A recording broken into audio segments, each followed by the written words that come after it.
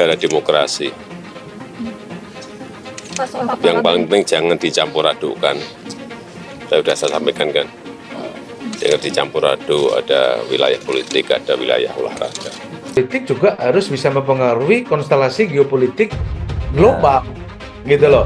Nggak cuma berkutat di dalam negeri saja, tetapi bisa mempengaruhi lah bahwa kita ini non blok loh. Saya jangan dimarahin dong kalau saya berteman dengan negara A, ya kan? Saya jangan dimusuhi dong kalau saya berteman dengan negara B yang Anda mungkin nggak suka. Kan kira-kira gitu pengumumannya Mas Indra. Ya. Kan hari ini kan lucu ya gitu. Misalnya Mas Indra punya musuh lah, katakanlah Mr. X gitu ya. Nah, saya bersahabat dengan Mr. X, tapi juga saya bersahabat dengan Mas Indra. Nah, tiba-tiba karena Mas Indra tahu bahwa saya bersahabat dengan Mr. X tadi, Mas Indra ikut musuhin saya. Kenapa? Ya karena Mas Indra saya lihatnya belum mateng kan gitu. Kan suka-suka saya. Saya masih kayak baperan gitu loh ya, politik baperan. kan? Saya bersahabat dengan Mas Indra, tapi juga bersahabat dengan Mr. X yang musuhnya Mas Indra kan nggak apa-apa. Mas Indra kan saya nggak ikut campur dengan urusan Mas Indra dengan Mr. X tadi kan gitu. Ya. Itu kan, tapi kan dalam politik seringkali akhirnya itu dipersepsi, oh berarti Mas Sony juga itu pro sama Mr. X. Karena Mas Sony Mr. X itu musuh saya, maka saya harus bermusuhan dengan Mas Sony. Kira-kira gitu Mas Indra kan gitu kan? Yang terjadi sering itu. Ini kan di high level ya, kadang-kadang memang kita perlu mengedukasi masyarakat. Jadi kan begini, ini kan pertanyaan soal etika, katanya gitu, etika. Etika itu kalau dilanggar atas kesepakatan norma-norma yang disepakati. Ya. Etika, ya kan gitu. Tetapi bahwa hari ini komitmen Nasdem, komitmen Pak Surya Paloh dan seluruh jajaran mendukung pemerintahan Jokowi sampai 2024 itu tidak bisa diganggu-gugat. Apa buktinya? Kita masih punya menteri-menteri yang bekerja dengan hebat ya. PDIP kan melalui Gubernur Bali Iwayan Koster, lalu kemudian Gubernur Jawa Tengah Ganjar Pranowo menyuarakan penolakan, dan ini dilihat oleh banyak pihak dan sekaligus kita juga melihatnya bahwa ini sebagai salah satu upaya mungkin ya kita melihatnya sebagai upaya PDIP untuk mengambil ceruk pemilih Islam gitu untuk nanti 2024. Yang kedua juga kita juga tahu bahwa PDIP dalam beberapa pemilu selanjutnya sering sekali dicap gitu ya, dituding artinya, meskipun mungkin belum tentu benar gitu, ada cap soal Islamofobia. Dengan adanya penolakan terhadap Israel ini, saya pikir itu kemudian tidak bisa menjadi soal.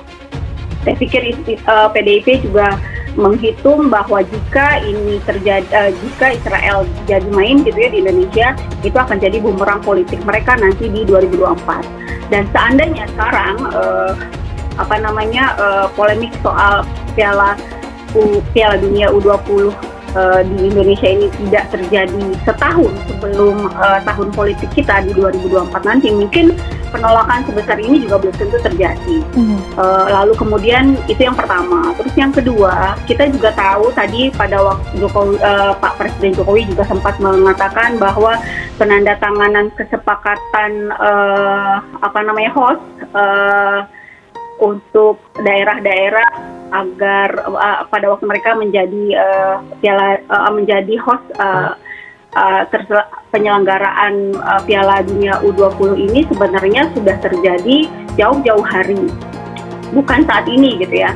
Jadi kalau salah satu yang bersuara agak lantang kan sebenarnya Gibran ya, wali kota Solo, karena Solo menjadi salah satu kota penyelenggaraan pertandingan.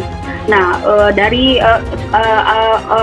Gibran membongkar bahwa sebenarnya penandatanganan oleh kepala-kepala daerah yang sudah yang akan menjadi lokasi penyelenggaraan itu sudah dilakukan sejak 2019.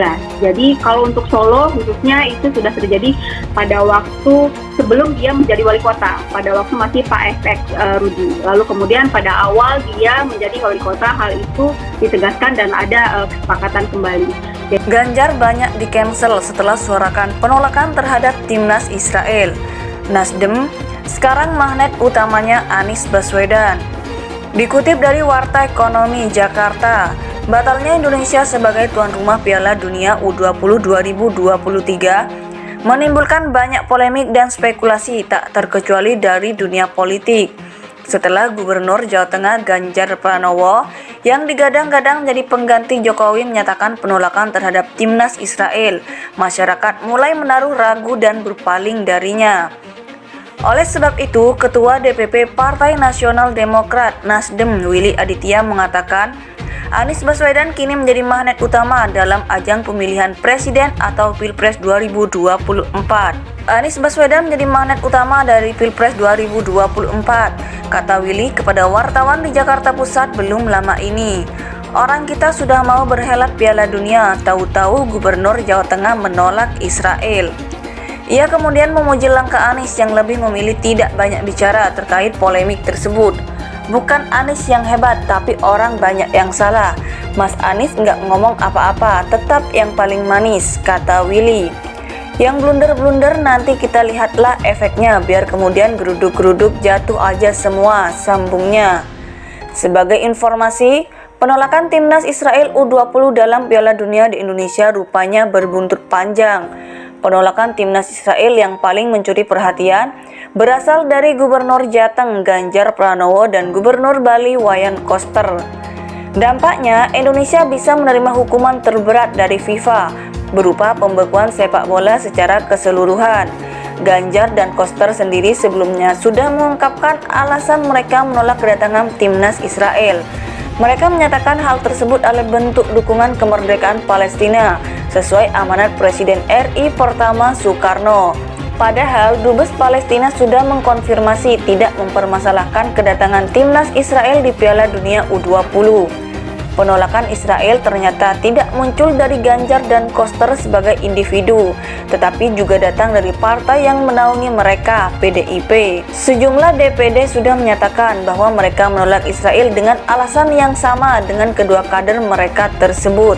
Anies Baswedan menjadi magnet utama dari Pilpres 2024, kata Willy kepada wartawan di Jakarta Pusat belum lama ini.